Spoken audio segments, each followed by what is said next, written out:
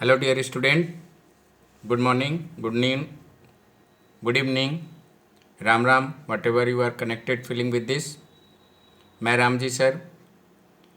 आज के इस वीडियो लेक्चर में हम लोग बात करेंगे 10th क्लास के लिए चैप्टर नंबर 1 से केमिकल रिएक्शंस एंड इक्वेशंस का सेकेंड पार्ट। एनसीईआरटी एग्जाम्पलर में हम लोग सेकेंड पार्ट करेंगे आज। इसके पहले फर्स्ट पार्ट में 1 to 10 क्वेश्चंस हम लोग कर चुके हैं।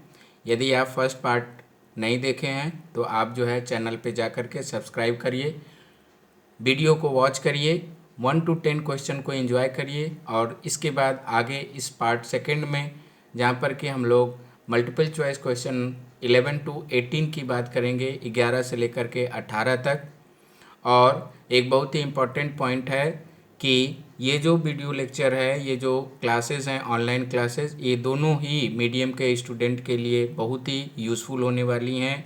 बोर्ड एग्जामिनेशन को ध्यान में रखते हुए यूपी बोर्ड और सीबीएसई बोर्ड दोनों ही बोर्ड के स्टूडेंट्स इस वीडियो को एंजॉय कर सकते हैं। तो आइए हम लोग इस सेकेंड पार्ट के वीडियो लेक्चर में आगे बढ़ते हैं क्वेश्चन नंबर 11 के साथ। So in question number 11, it is given here electrolysis of water is a decomposition reaction. The mole ratio of hydrogen and oxygen gases liberated during electrolysis of water is 1:1, 2:1, 4:1, 1:2। इस question का मतलब क्या है कि हम water का electrolysis कर रहे हैं और जो वाटर का इलेक्ट्रोलाइसिस एक डिकम्पोजिशन रिएक्शन है जिसमें वाटर टूट जाता है। तो पूछ रहा है कि जो आफ्टर द डिकम्पोजिशन टूटने के बाद जो मोल रेशियो होगा हाइड्रोजन और ऑक्सीजन गैस निकलती है तो उनकी रेशियो क्या होगी। ये ऑप्शन में से आपको करेक्ट ऑप्शन फाइंड आउट करना है। तो आप इस क्वेश्चंस को करने के लिए यदि आप अपने आप ट्राई कर रहे हैं तो वीडियो को पॉज करिए और कॉन्सेप्ट को क्लियर करते हुए अपने नोटबुक में इस क्वेश्चन को सॉल्व करके बताइए कि इसका करेक्ट ऑप्शन क्या है।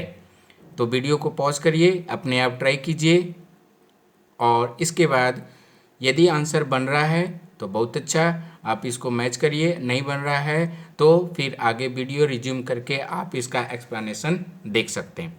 तो इसका एक्सप्लेनेशन करने से पहले हम लोग इस पर्टिकुलरली कॉन्सेप्ट को क्लियर करेंगे, इलेक्ट्रोलाइसिस के कॉन्सेप्ट को क्लियर करेंगे। तो इस इलेक्ट्रोलाइसिस के कॉन्सेप्ट में दिया गया है एनसीईआरटी के बुक में या जो भी आप बुक पढ़ते हो तो उसमें वाटर का इलेक्ट्रोलाइसिस समझाया गया है। इस वाटर के इलेक्ट्रोलाइसिस को हम एक पर्टिकुलर डिवाइस में करते हैं। इस पर्टिकुलर डिवाइस का जो नाम होता है वो इलेक्ट्रोलिटिक सेल होता है। ठीक है डियर स्टूडेंट, क्या होता है? इलेक्ट्रोलिटिक सेल होता है। इस इलेक्ट्रोलिटिक सेल को बनाया कैसे जाता है तो इसके लिए आप जो है एक जो है इंसुलेटिंग प्लास्टिक जो है प्लास्टिक मटेरियल का बना हुआ एक वेसल ले सकते हैं आप। ठीक है, कंडक्टर नहीं लेना है, किसका लेना है? इंसुलेटिंग मटेरियल का लेना है। और पर्टिकुलरली इसके अंदर हम लोग क्या कर देते हैं कि 2 इलेक्ट्रोड लगा देते हैं। देखिए यहाँ पे ये एक इलेक्ट्रोड यहाँ पे है एंड दूसरा इलेक्ट्रोड यहाँ पे रखा हुआ है। तो इस इलेक्ट्रोड को हम लोग क्या करते हैं बैटरी के टर्मिनल से इसको जोड़ देते हैं। तो जो बैटरी के पॉजिटिव टर्मिनल से जुड़ा होता है उसको हम लोग क्या कहते हैं? एनोड कहते हैं। और जो बैटरी के निगेटिव टर्मिनल से जुड़ा होता है उसको हम लोग क्या कहते हैं? कैथोड कहते हैं। ठीक है, इतना क्लियर कॉन्सेप्ट हो गया। ओके, जब हम लोग यहाँ से बैटरी से जो है इलेक्ट्रिसिटी का सप्लाई करते हैं तो ये इलेक्ट्रिसिटी जा कर के इस पर्टिकुलरली वाटर के अंदर क्या करता है? डिकम्पोजिशन कर देता है। ठीक है, डिकम्पोजिशन तो वाटर मॉलिक्यूल क्या हो जाएगा? टूट जाएगा। टूटने के बाद ये रिएक्शन होती है, वाटर मॉलिक्यूल टूट करके हाइड्रोजन और ऑक्सीजन गैस में कन्वर्ट हो जाता है। ठीक है, इंपॉर्टेंट क्वेश्चन आपको यहाँ से ये पूछा जाएगा माय डियर स्टूडेंट कि पर्टिकुलर किस इलेक्ट्रोड से ऑक्सीजन गैस और किस इलेक्ट्रोड से हाइड्रोजन गैस का इवोल्यूशन होता है, याद रखिएगा इस बात का। ये भी एक प्रकार का बहुत ही इंपॉर्टेंट सवाल आपके लिए बोर्ड में बनता है। तो ऑक्सीजन के ऊपर कैसा होता है, निगेटिव चार्ज होता है। तो हमेशा जो निगेटिव चार्ज होता है, निगेटिव आयन, ऋणायन जिसको आप जो है कहेंगे अपने भाषा में, हिंदी भाषा में, तो निगेटिव चार्ज वाला जो है हमेशा पॉजिटिव चार्ज के इलेक्ट्रोड के पास पहुंचेगा। और अभी हमने बताया कि पॉजिटिव चार्ज किसके पास होता है, इस एनोड के पास होता है। तो एनोड के पास पॉजिटिव, ऑक्सीजन के पास निगेटिव। पॉजिटिव हमेशा रिएक्शन में हमेशा पॉजिटिव निगेटिव के पास और निगेटिव पॉजिटिव के पास जाता है। ये कॉन्सेप्ट लगता है, ठीक है। तो यहाँ से एनोड से क्या निकलेगी, ऑक्सीजन गैस का इवोल्यूशन होगा। और यहाँ पर्टिकुलरली कैथोड कैसा होता है, निगेटिवली चार्ज होता है माय डियर स्टूडेंट। तो निगेटिव चार्ज के ऊपर कौन जाएगा, पॉजिटिव चार्ज जाएगा। पॉजिटिव चार्ज होता है किसके पास है, बताइए बताइए, यस, किसके पास होता है, हाइड्रोजन के पास होता है। तो इस तरीके से पॉजिटिव चार्ज रखा हुआ हाइड्रोजन आयन इस कैथोड पे पहुंचेगा और यहाँ पे जो है जाकर के क्या होगा, अपने चार्ज को डिस्चार्ज कर देगा। और कैथोड से रिलीज होने वाली जो गैस है वो कौन सी है, हाइड्रोजन है। तो ये तो पूरा हमारे पास जो है एक पर्टिकुलर कॉन्सेप्ट रहा किसका, इलेक्ट्रोलाइसिस ऑफ वाटर का। ये एनसीईआरटी का 1.6 फिगर है, आप एनसीईआरटी बुक को रिफर करके देख सकते हैं, ठीक है। तो यहाँ पे हमारे पास जो वाटर का जो रिएक्शन लिखा जाएगा इलेक्ट्रोलाइसिस के दौरान, क्या लिखा जाएगा, वाटर डिकम्पोज होकर के जो है 2 मोल हाइड्रोजन और 1 मोल ऑक्सीजन में कन्वर्ट हो जा रही है। देखिए यहाँ पे स्टाइक्योमेट्री कितनी है, तो 2 है, 2 है, और यहाँ पे स्टाइक्योमेट्री कुछ नहीं लिखी हुई है, इसका मतलब कि अंडरस्टूड है कि यहाँ पे 1 है। तो इस पर्टिकुलर प्रीवियस जो क्वेश्चन का आंसर, 11 क्वेश्चन का जो आंसर बनेगा कि कितने मोल हाइड्रोजन, तो 2 मोल हाइड्रोजन, कितने मोल ऑक्सीजन, तो 1 मोल ऑक्सीजन का फॉर्मेशन होगा माय डियर स्टूडेंट। तो इस 11th क्वेश्चन का जो करेक्ट ऑप्शन होगा that is the B, 2:1, 2 mole hydrogen and 1 mole oxygen gas का लिबरेशन होगा। इस पर्टिकुलर इलेक्ट्रोलाइसिस ऑफ वाटर के कॉन्सेप्ट को एक बार आप वीडियो को पॉज करके एक बार फिर से बार बार रिज्यूम करके देखेंगे और देखने के बाद इलेक्ट्रोलाइसिस ऑफ वाटर के कॉन्सेप्ट को क्लियर कर लेंगे, ठीक है। आगे बढ़ते हैं हम लोग क्वेश्चन नंबर 12 के ऊपर। क्वेश्चन नंबर 12 यहाँ पे दिया हुआ है कि which of the following is or are an endothermic process या प्रोसेसेस। एंडोथर्मिक प्रोसेस इनमें से कौन सी है, तो इसमें ऑप्शन है 1 2 3 4 के फॉर्म में, dilution of sulphuric acid, sublimation of dry ice, condensation of water vapour, evaporation of water vapour. इसको मैं हिंदी में कन्वर्ट कर देता हूँ। तो डाइल्यूशन ऑफ सल्फ्यूरिक एसिड मतलब सल्फ्यूरिक एसिड के अंदर हमको पानी मिला करके या पानी के अंदर जो सल्फ्यूरिक, तो ये कॉन्सेप्ट अभी आज हम लोग क्लास में डिस्कस किए थे और आपके लिए भी ये बहुत ही इंपॉर्टेंट है कि सल्फ्यूरिक कोई भी एसिड है तो उसका डाइल्यूशन कैसे किया जाता है माय डियर स्टूडेंट। तो सल्फ्यूरिक एसिड या कोई भी एसिड है तो एसिड के अंदर पानी नहीं ऐड करना है, हमको पानी के अंदर एसिड ऐड करना है। याद रखेंगे, we have to always add the acid into the water, not water into the acid. क्यों, क्योंकि सल्फ्यूरिक एसिड या किसी एसिड में आप वाटर को ऐड करेंगे तो हाईली एक्सोथर्मिक रिएक्शन होती है, बहुत ज़्यादा टेम्परेचर रेज हो जाएगा और ब्रस्टिंग की कंडीशन होती है। लेकिन यदि हम एसिड को पानी में ऐड करेंगे तो चूंकि पानी ऑलरेडी, वाटर कैसा होता है, ठंडा होता है, तो जो भी रिलीज हीट होगी वो उस रिलीज हीट जो है उसमें जो है डिजॉल्व हो जाएगी, ख़त्म हो जाएगी। तो जो एक्सोथर्मिक रिएक्शन है उसका जो है इफेक्ट कम हो जाएगा। दूसरा हमारे पास यहाँ पे है sublimation of dry ice. Sublimation क्या है, तो सब्लिमेशन है सीधे सॉलिड का गैस में conversion, the process in which the substance converting into the directly gas from the solid state. Solid से डायरेक्टली यदि कोई गैस में बदले, हिंदी में समझ लें, तो उस प्रोसेस को हम लोग सब्लिमेशन कहते हैं। यहाँ पे लिखा हुआ है ड्राई आइस। ड्राई आइस क्या होता है, तो ड्राई आइस जो है सॉलिड कार्बन डाइऑक्साइड का नाम है। ड्राई आइस किसका नाम है, सॉलिड कार्बन डाइऑक्साइड का नाम है। ओके, तो सॉलिड यानी सॉलिड कार्बन डाइऑक्साइड सीधे गैस में बदल रही है, तो this phenomena it will be called as the sublimation. Okay, तीसरा हमारे पास है condensation of water vapour. Condensation का मतलब होता है संघनन, यानी जो है वाटर वेपर आपस में जुड़ करके और क्या बना लेंगे, लिक्विड का फॉर्मेशन कर लेंगे। तो this phenomena it is called as the condensation of the water vapour. चौथा हमारे पास है इवापोरेशन ऑफ वाटर। इवापोरेशन का मतलब होता है वाष्पोत्सर्जन, यानी डायरेक्टली जो है वाटर का गैस में कन्वर्जन होना, दैट घटना is called as the evaporation of water. अब इन 1 2 3 4 में से we have to find out which one is the endothermic process या प्रोसेसेस। ठीक है, तो हमारे पास जो भी चेंज हो रहा है, जो भी प्रोसेस है, अब इस कॉन्सेप्ट को समझते हैं कि यदि कोई भी चेंज है, कोई भी प्रोसेस है, तो वो दो तरीके से होगा। एक प्रोसेस का नाम होगा एक्जोथर्मिक और दूसरे प्रोसेस का नाम होगा एंडोथर्मिक। एक्जोथर्मिक प्रोसेस क्या होती है डियर स्टूडेंट? तो एक्जो का मतलब होता है एग्जिट करना, बाहर निकलना, ठीक है। थर्मिक का मतलब होता है हीट। तो ऐसी प्रोसेस जिसके अंदर हीट क्या करे, बाहर निकले, and that process it will be called as the exothermic process. Endothermic process क्या है? तो ऐसी प्रोसेस जिसके अंदर हीट क्या हो, एब्जॉर्ब हो। एंडो का मतलब होता है अंदर आना, तो ये ऐसी प्रोसेस जिसके अंदर हीट बाहर से अंदर आए, यानी हीट का क्या हो, अवशोषण हो, एब्जॉर्प्शन हो। So such kind of the process it will be called as the endothermic. तो अब कॉन्सेप्ट ये यहाँ पे लगता है कि कौन सी प्रोसेस एक्सोथर्मिक होगी और कौन सी प्रोसेस एंडोथर्मिक होगी, यानी किस कंडीशन में कब हम कहेंगे कि एक्सोथर्मिक प्रोसेस होगी और कब हम लोग जनरली कह सकते हैं कि एंडोथर्मिक प्रोसेस होगी। तो इस चीज़ को डिसाइड करने के लिए हमारे पास एक नायाब सा एक कॉन्सेप्ट है। क्या? यदि दो बॉडी, देखिए यहाँ पे एक बॉडी 1 एंड बॉडी 2, यदि दो बॉडी एक दूसरे के पास में आए, क्या है, एक दूसरे के पास में आए, तो ध्यान दीजिएगा, जब ये दो बॉडी एक दूसरे के पास में आती हैं तो वहाँ से हमेशा एनर्जी का क्या होता है, रिलीज होता है। वहाँ से एनर्जी हीट के फॉर्म में एनर्जी बाहर निकलती है। तो इसका मतलब ये हुआ कि जब कभी भी दो बॉडी आपस में पास में आके इकट्ठी हों और तो वहाँ पे जो है हीट का रिलीज होगा, और इस प्रकार से प्रोसेस को हम लोग क्या कहेंगे, एक्सोथर्मिक प्रोसेस कहेंगे।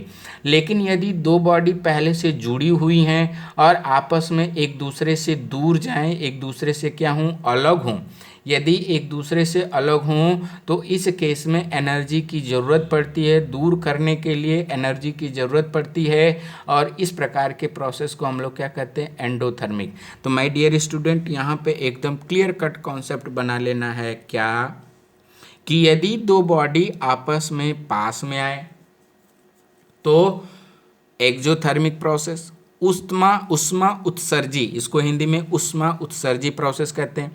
और यदि दो बॉडी एक दूसरे से दूर जाएं, ठीक है, अलग हों, तो इस प्रकार के प्रोसेस को हम लोग क्या बोलते हैं, एंडोथर्मिक प्रोसेस बोलते हैं, या उष्मा अवशोषी अभिक्रिया या उष्मा अवशोषी जो है रिएक्शन को कहते हैं। तो इन दोनों कॉन्सेप्ट के बेस पे अब हम लोग पहले वाले क्वेश्चन को, क्वेश्चन नंबर 12 को देखते हैं। Which of the following is are the endothermic process? देखिए, dilution of sulphuric acid. Dilution का मतलब मैंने बताया कि सल्फ्यूरिक एसिड को हमको पानी में ऐड करना है, सल्फ्यूरिक एसिड को हमको, तो वाटर और सल्फ्यूरिक एसिड के मॉलिक्यूल दोनों आपस में क्या होंगे, पास में आएंगे। और जब पास में आएंगे तो एक रिएक्शन कैसी होगी बताइए? तो जब कभी भी दो बॉडी पास में आती है तो रिएक्शन कैसी होती है, एक्सोथर्मिक रिएक्शन होती है, इस बात का ध्यान रखना है। तो ये तो एक्सोथर्मिक हो जाएगा, जबकि पूछ रहा है endothermic. Sublimation of dry ice, तो सॉलिड कार्बन डाइऑक्साइड सॉलिड से गैस में बदल रहा है, इसका मतलब क्या कि ये पर्टिकुलर पार्टिकल क्या होंगे, पास पास में होंगे, लेकिन ये दूर जा रहे हैं, तो दूर जाना क्या है, एक प्रकार से एंडोथर्मिक प्रोसेस है। तो ये दोनों तो नहीं हो पाएगा, ठीक है। Condensation of water vapour, condensation of water vapour, condensation करना, यानी कि कंडेंसेशन का मतलब कि जो गैस है, गैसियस जो मॉलिक्यूल हैं, ये मॉलिक्यूल आपस में पास में आएंगे, और पास आना एक प्रकार का क्या है, एक्सोथर्मिक प्रोसेस है। पास में आना एक प्रकार का क्या है, एक्सोथर्मिक प्रोसेस है, ठीक है। पास में आना एक एक्सोथर्मिक प्रोसेस है। इसके बाद है evaporation of water. Evaporation of water का मतलब क्या है, इसमें भी जो है जो मॉलिक्यूल हैं एक दूसरे से क्या हो रहे हैं, दूर जा रहे हैं, एक दूसरे से क्या हो रहे हैं, दूर जा रहे हैं। तो ये एक प्रकार की प्रोसेस क्या हो जाएगी, इवापोरेशन भी एक प्रकार की क्या, एंडोथर्मिक प्रोसेस है। तो इसका जो करेक्ट ऑप्शन बनेगा हमारे पास 12 का डी, 12 का डी। पूछ रहा है कि which of the following is are endothermic, तो एंडोथर्मिक में हमको फाइंड करना है, यानी जो एंडोथर्मिक मतलब जिसमें दूर जा रहे हो, तो दूर जाने में कौन कौन सा होगा, एक है सब्लिमेशन, सॉलिड से गैस में दूर जाएंगे, और दूसरा है इवापोरेशन, जो लिक्विड से गैस में दूर जाएंगे। तो इस तरीके से इस 12 का क्वेश्चन का जो करेक्ट ऑप्शन बनेगा माय डियर स्टूडेंट, वो होगा सेकेंड एंड फोर्थ यहाँ पे हमारे पास कहाँ पे है, डी वाले ऑप्शन में है। तो इस तरीके से हम लोग समझ जाएंगे कि 12 क्वेश्चन का आंसर क्या होगा, डी होगा। चलिए अगले क्वेश्चन पे पहुँचते हैं हम लोग।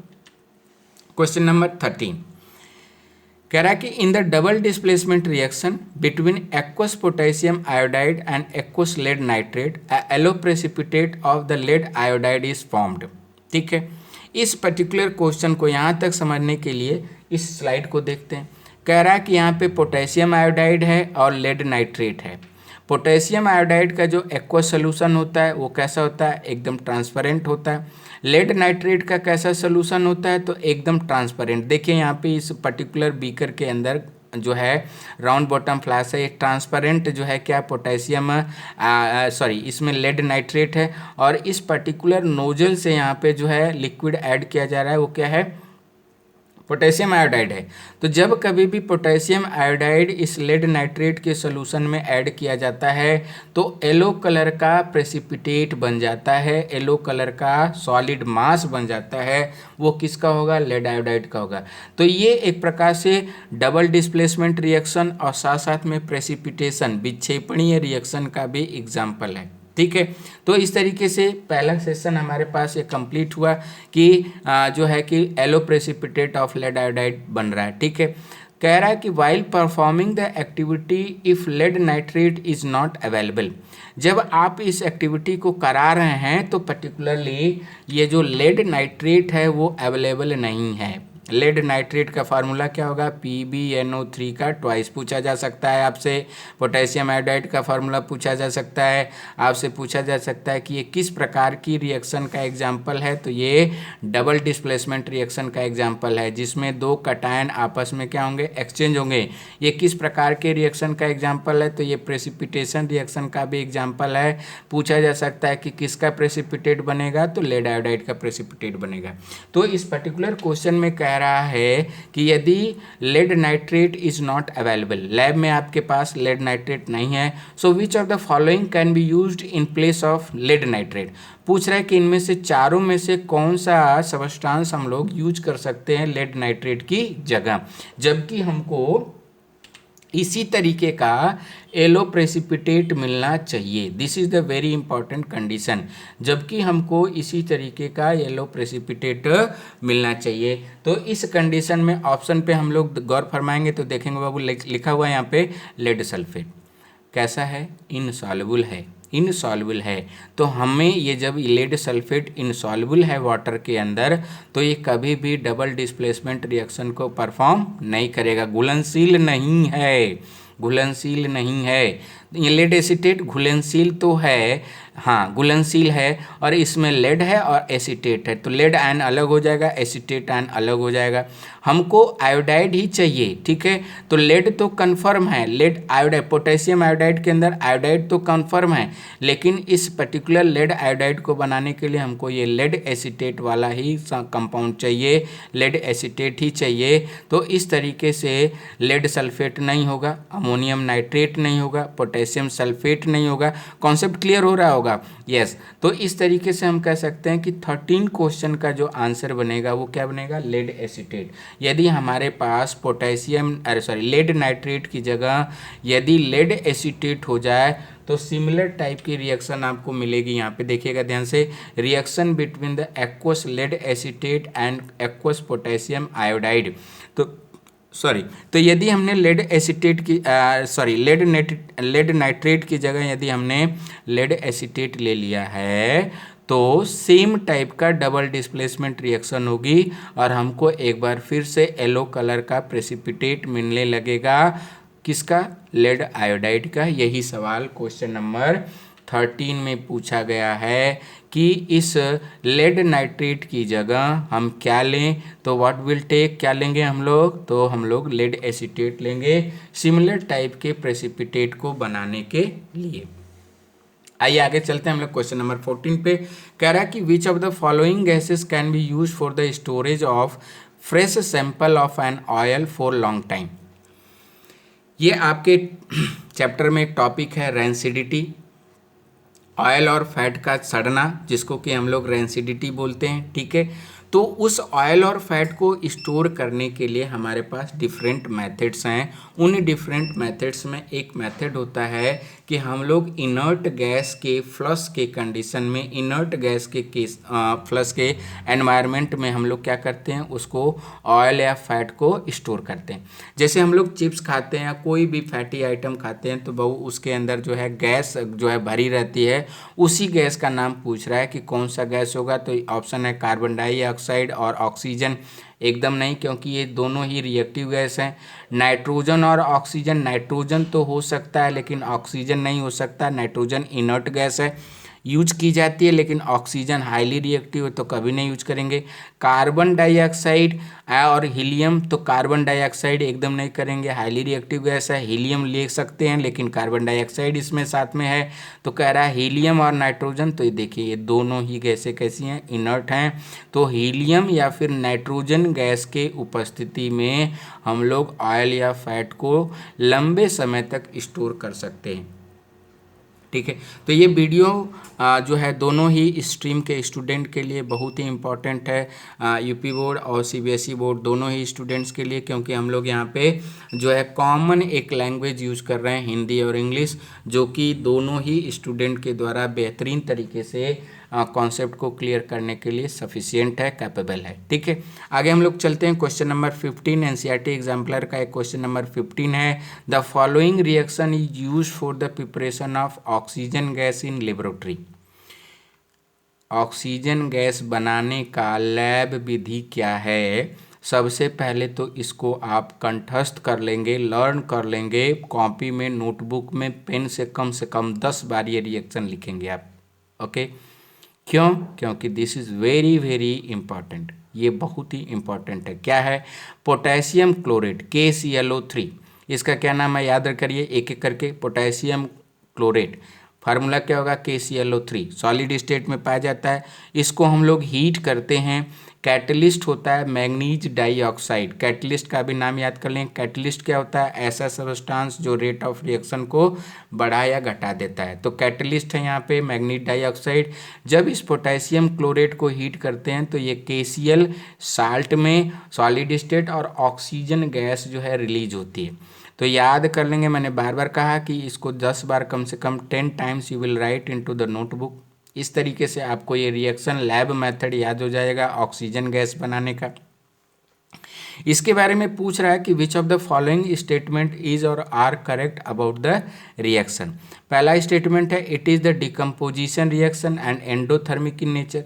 डिकम्पोजिशन का मतलब टूटने वाली रिएक्शन है और साथ साथ में एंडोथर्मिक है। जाहिर सी बात है, यदि कोई रिएक्शन टूट रही है तो वो टूटेगी कब? जबकि वो उसको क्या किया जाए? एनर्जी दिया जाए। यदि रिएक्शन के दौरान यदि कोई कंपाउंड टूट रहा है, डिकम्पोज हो रहा है, स्प्लिट हो रहा है, तो हमेशा ये नियम है कि उसको एनर्जी जब देंगे तभी वो टूटेगी। और एनर्जी सप्लाई करना, एनर्जी को एब्जॉर्ब करने वाली जो प्रोसेस है उसको हम लोग एंडोथर्मिक कहते हैं।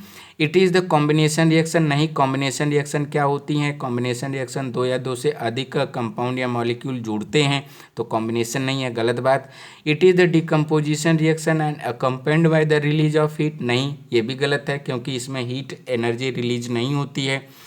इसके बाद है it is the photochemical decomposition reaction and exothermic नहीं, फोटोकेमिकल भी नहीं है। इसको चूंकि हम लोग हीट दे रहे हैं इन द फॉर्म ऑफ, इस चीज़ को सब एक्सप्लेन करने के लिए देखिए फिगर है, यहाँ पे हम लोग हीट दे रहे हैं। हीट दे रहे हैं, कैसे दे रहे हैं? By burner. तो ये जो है एनर्जी, इसको हम हीट के फॉर्म में दे रहे हैं, सनलाइट के फॉर्म में नहीं दे रहे हैं। यहाँ पे आपके पास एक रिप्रेजेंटेशन किया गया बाबू, इस पर्टिकुलर टेस्ट ट्यूब के अंदर पोटेशियम क्लोरेट लिया गया है और देखिए ये मैग्नीज डाइऑक्साइड।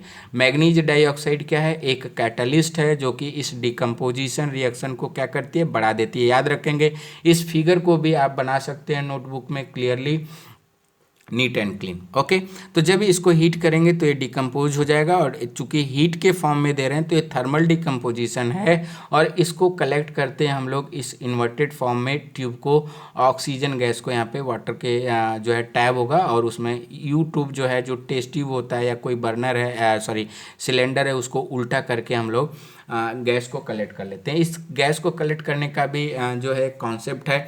मान लीजिए आपके वैसे सिलेबस में ये नहीं है, लेकिन फिर भी मैंने इसमें बताने की कोशिश की है कि यदि जो गैसें एयर से हल्की होंगी, ठीक है, एयर से जो गैस हल्की होगी वो हमेशा जो है एयर में ऊपर को फ्लो करेंगी, और जो भी गैस एयर से भारी होंगी वो हमेशा एयर में नीचे डाउन साइड आने की कोशिश करेंगी। तो इसका एग्जाम्पल कुछ हम लोग को याद कर लेना है, जैसे अमोनिया है, हाइड्रोजन गैस है, ऑक्सीजन गैस है।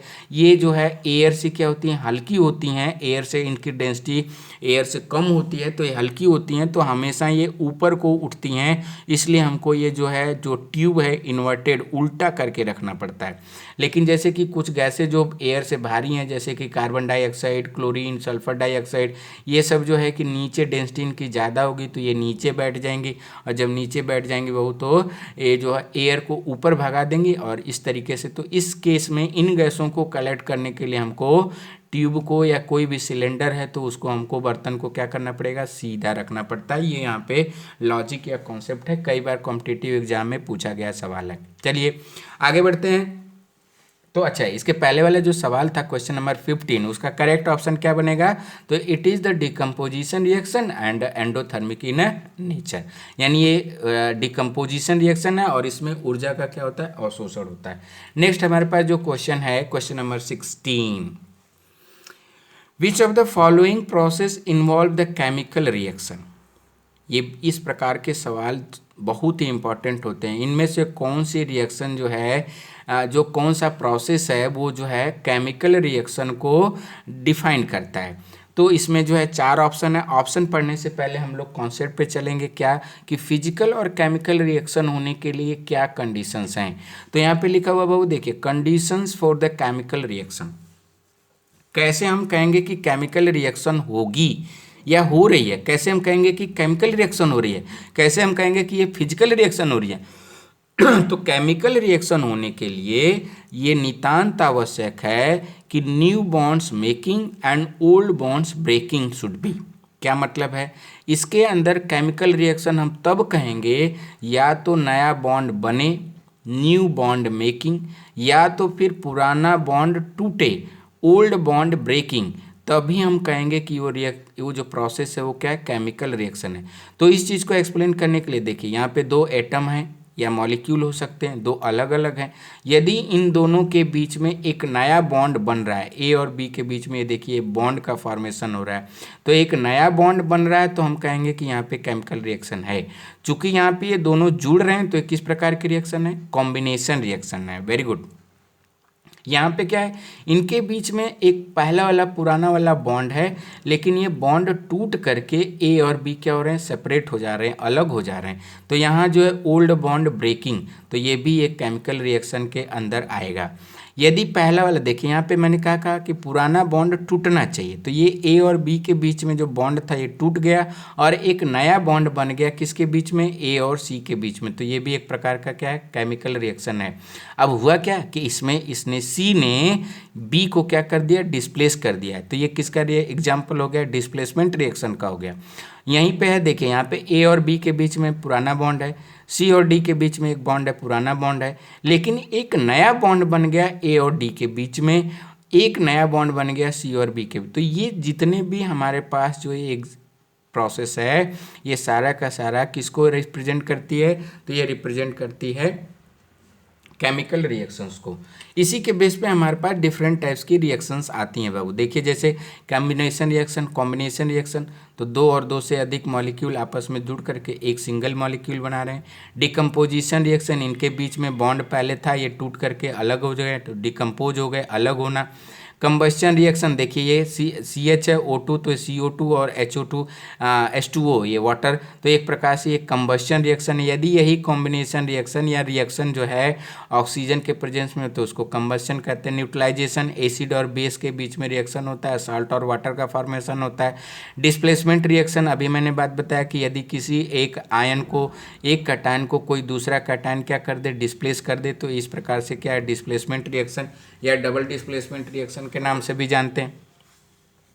तो मेरे कॉन्सेप्ट के अनुसार ये है कि यदि पहला वाला जो नया बॉन्ड है वो बने या पहले वाला जो बॉन्ड है पुराना बॉन्ड है वो टूटे, तो इस पर्टिकुलर प्रोसेस को ही हम लोग क्या कहते हैं, केमिकल रिएक्शन कहते हैं। तो अब इसके बेस पे हम लोग क्वेश्चन नंबर 16 को सॉल्व करेंगे।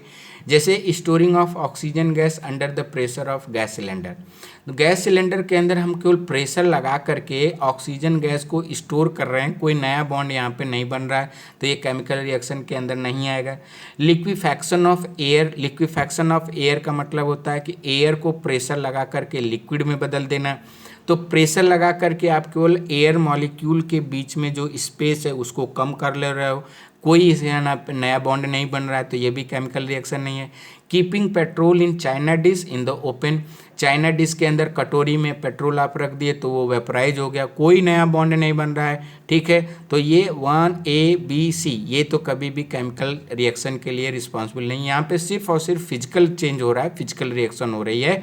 जो बॉन्ड है वो कोई नया बॉन्ड नहीं बन रहा है, बस इनके बीच में जो स्पेस है वो कम और ज़्यादा हो रहा है, ठीक है, स्पेशली कम हो रहा है। हर केस में, तीनों ही केस में स्पेस जो है कम हो रहा है, ठीक है। यहाँ पे हमारे पास है heating copper wire in presence of air at high temperature. तो जब कॉपर वायर को एयर के प्रेजेंस में हम लोग हीट करते हैं तो कॉपर ऑक्साइड का फॉर्मेशन होता है, यानी इस तरीके से हम कह सकते हैं कि ये एक प्रकार की क्या है, कॉम्बिनेशन रिएक्शन है, जिसके अंदर कॉपर ऑक्सीजन से रिएक्ट करके क्या बनाएगा, कॉपर ऑक्साइड बनाएगा, और ये एक प्रकार से केमिकल रिएक्शन के लिए रिस्पॉन्सिबल है। तो इस तरीके से क्वेश्चन नंबर 16 का जो ऑप्शन बनेगा वो क्या बनेगा, डी बनेगा। चलिए आगे हम लोग बढ़ते हैं क्वेश्चन नंबर 17 के पास। In which of the following chemical reaction the abbreviation represent the correct state of the reactant and the product evolve in a reaction temperature. तो ये बड़ा सिंपल सा है, इसमें हम लोगों को याद रखना पड़ता है क्या कि हाइड्रोजन किस फॉर्म में होगी, तो गैसियस फॉर्म में, लेकिन यहाँ पे दिया हुआ है लिक्विड फॉर्म में, गलत बात। यहाँ पे हाइड्रोजन है गैसियस फॉर्म में, लेकिन ऑक्सीजन भी गैस में होती है, ठीक है, तो लेकिन यहाँ पे लिक्विड फॉर्म में, तो ये भी नहीं हो पाएगा, ये भी इनकरेक्ट है। हाइड्रोजन क्या होती है, गैस फॉर्म में, ऑक्सीजन गैस फॉर्म में, ठीक है। H2O लिक्विड फॉर्म में, तो ये करेक्ट है। हाइड्रोजन और H2O गैस में नहीं होता है, किस में होता है। तो इस तरीके से क्वेश्चन नंबर 17 में जो करेक्ट बनेगा, देखिए पहले जब हाइड्रोजन और ऑक्सीजन आपस में रिएक्ट करेंगे तो एक्चुअली में गैसियस फॉर्मेशन ही होगा, लिक्विड का फॉर्मेशन नहीं होगा। जब ठंडा होगा, गैस ठंडी होगी, तब जाकर के वो लिक्विड में जो है बदलेगी। तो 17 का जो करेक्ट ऑप्शन है बाबू आपका, वो क्या हो जाएगा, डी। इस चीज़ को हमको याद रखना है। Reactant and product involve in A reaction temperature, तो रिएक्शन टेम्परेचर पे जो वाटर मॉलिक्यूल होगा वो क्या होगा, गैसियस फॉर्म में होगा, लिक्विड फॉर्म में नहीं होगा। टेम्परेचर बहुत ज़्यादा होता है, ये सामान्य टेम्परेचर पे हाइड्रोजन और ऑक्सीजन रिएक्ट नहीं करते हैं, इनके लिए बहुत ज़्यादा टेम्परेचर चाहिए, और जब ज़्यादा टेम्परेचर चाहिए तो ये वाटर जो मॉलिक्यूल है H2O है, ये किस में एग्जिस्ट करेगा, गैसियस फॉर्म में एग्जिस्ट करेगा। तो इसका क्वेश्चन नंबर 17 का जो आंसर बनेगा बाबू वो क्या होगा, D. Last and question number 18 है, सॉरी क्वेश्चन नंबर 18 है, which of the following are the combination reaction. तो फिर से वही बात, कॉम्बिनेशन रिएक्शन जानने के लिए हमको ये पढ़ना पड़ेगा कि जब ए और बी यानी इस टाइप का दो मॉइटी जो है, जो दो बॉडी आपस में मिल करके जुड़ करके एक सिंगल कंपाउंड का निर्माण करे, एक सिंगल मॉइटी का निर्माण करे, तो इस प्रकार से जो रिएक्शन होगी उसको हम लोग क्या कहेंगे, कॉम्बिनेशन रिएक्शन कहेंगे। ओके तो कॉम्बिनेशन रिएक्शन में देखिए यहाँ पे एक मॉलिक्यूल है वो टूट करके दो में कन्वर्ट हो रहा है, तो ये डिकम्पोजिशन रिएक्शन है। और हीट लगाई जा रही है तो थर्मल डिकम्पोजिशन है, एंडोथर्मिक रिएक्शन है। यहाँ पे देखिए दो molecule magnesium oxide and H2O आपस में जुड़ करके मैग्नीशियम हाइड्रोक्साइड का फॉर्मेशन कर रहे हैं, तो ये कॉम्बिनेशन रिएक्शन है। यहाँ पे एल्युमिनियम और ऑक्सीजन Al2O3, तो ये भी कॉम्बिनेशन रिएक्शन है। यहाँ पे zinc and ferrous sulphate, zinc sulphate और आयरन, तो यहाँ पे आयरन अलग हो जा रहा है, डिस्प्लेस हो जा रहा है, तो ये किसका एग्जाम्पल है, तो ये डिस्प्लेसमेंट रिएक्शन का एग्जाम्पल है।